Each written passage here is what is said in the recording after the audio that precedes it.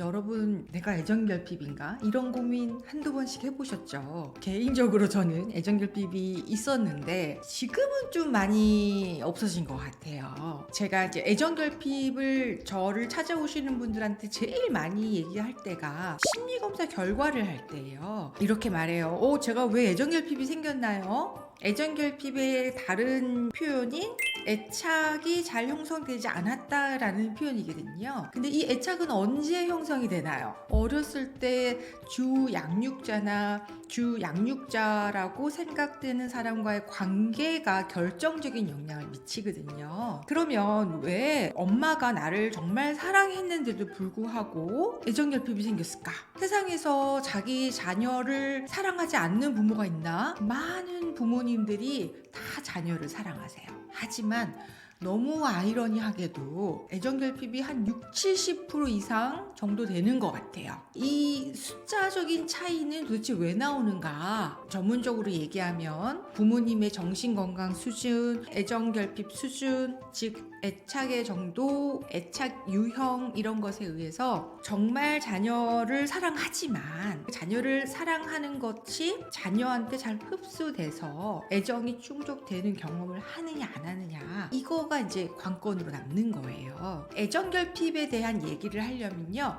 애착 유형에 대해서 좀 얘기를 해야 돼요. 제가 아까 얘기했죠.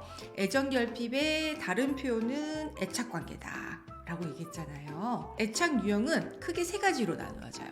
한 가지는 안정애착이고요. 두 번째는 불안정애착이에요. 세 번째가 회피애착. 불안정애착 또는 회피애착을 두 가지 전부 다 애정결핍이라고 말을 하는데, 그러면 왜 이런 두 가지 애착 유형이 생기느냐? 엄마가 불안하거나 우울증이 있거나 누군가와 애착을 형성하는 거를 잘 모르실 때 생물학적인 욕구는 잘 채워주실 수 있어요. 그런데 눈 마주치고 아이의 감정에 대해서 반응해주고 관심 가져주고 스킨십하고 같이 놀아주는 거, 이게 이제 어려우신 거예요.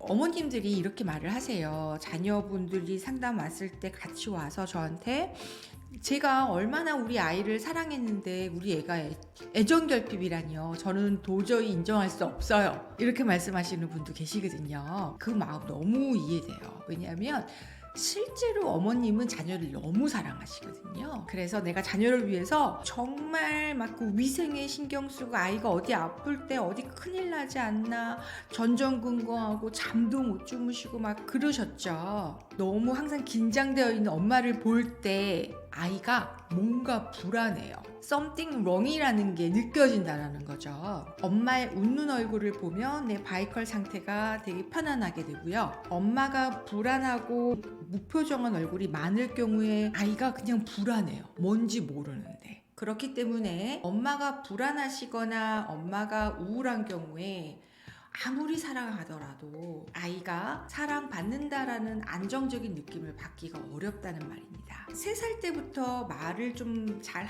표현하기 시작하거든요. 말귀도 좀 알아듣고요. 즉 아이 발달 단계에서 언어화될 때 엄마가 나랑 눈을 마주치고 내 감정을 읽어주고 그러면 안정적인 애착이 되는데, 엄마가 원하는 말을 들을 때는 잘 칭찬을 막 하시는데 원하지 않는 행동을 하거나 뭔가 잘 못하거나 이럴 때는 굉장히 심하게 혼을 내요. 그래서 내가 이런 행동을 하면 엄마는 언제든지 나를 미워하거나 싫어할 수 있다라는 생각에 불안감을 느끼게 된다는 거죠.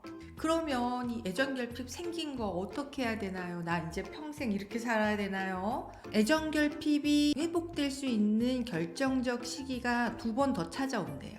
그게 첫 번째가 사춘기 때고 두 번째가 연인하고 관계에 있어서나 부부 관계에 있어서 이게 회복될 때가 있어요. 예전에 엄마처럼 나의 감정에 관심을 가져주고 웃기만 해도 내가 존재만 해도 그냥 나를 항상 사랑해주는 이런 안정적인 느낌을 경험해보지 못해서 사실은 이런 애정결핍이 생기는 거잖아요. 그렇기 때문에 이런 경험을 하면 돼요. 엄마가 내가 사춘기 때 삐딱하게 굴던, 성적이 잘 안 나오던, 항상 일관된 반응으로 아이한테 지지적이고 이럴 때 아이가 엄마한테 불안했던 그 심리가 안정애착으로 변화될 가능성이 굉장히 크고, 두 번째가 이제 성인이 돼서 이성 친구하고 관계에 있어서 이렇게 안정적인, 남자친구가 내가 예쁘던 살이 쪘던 뭐 화를 내던 이렇게 나를 사랑하는구나 이런 느낌을 한 1년 이상 갖게 되면 불안정한 마음이 안정애착으로 돌아가면서 애정결핍이 치유된다는 거죠. 그런데 사실은 사춘기 때 부모님이 또는 연인이 나를 그렇게 한결같이 사랑해준다는 건 정말 어려워요. 왜냐면 내가 애정결핍인, 그러다 보니까 자꾸만 확인하게 되고 자꾸만 집착하게 되고 또는 회피하게 되고 여러 가지 불안정 애착 유형들이 많이 나오거든요. 그러면 상대방이 사실은 굉장히 힘들어요. 엄청나게 성숙한 분이시거나 안전한 애착을 단단하게 갖고 있지 않는 한 이렇게 하기가 어렵거든요. 그래서 심리상담을 받아요. 심리상담은 심리상담사와 나와의 관계예요.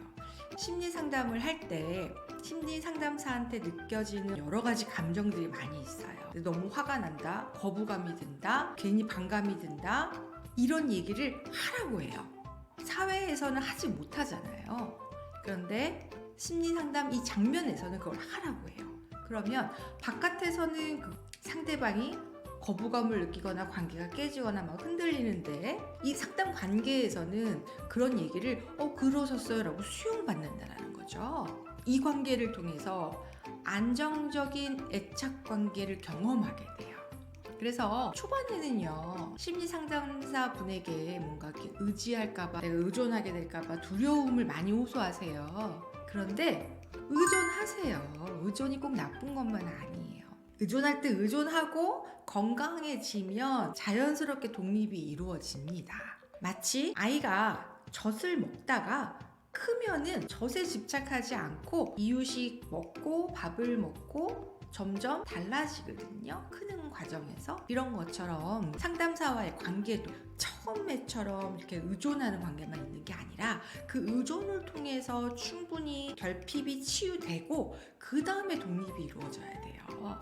오늘 이렇게 애정결핍에 대해서 얘기해봤거든요. 어떠셨어요, 여러분? 나의 애착 유형은 어땠는지, 지금 나는 누군가와 애착을 잘 느끼시는지 한번 점검해보시고 나를 돌아보는 시간 가지셨으면 좋겠습니다. 감사합니다.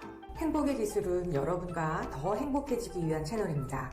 궁금한 것이나 나누고 싶은 이야기가 있으면 댓글로 남겨주시고, 주변에 영상을 함께 나누고픈 분이 계시면 공유하셔서 다 같이 더 행복한 세상을 만들어 갔으면 합니다. 구독과 좋아요는 영상을 제작하는 데 큰 힘이 됩니다.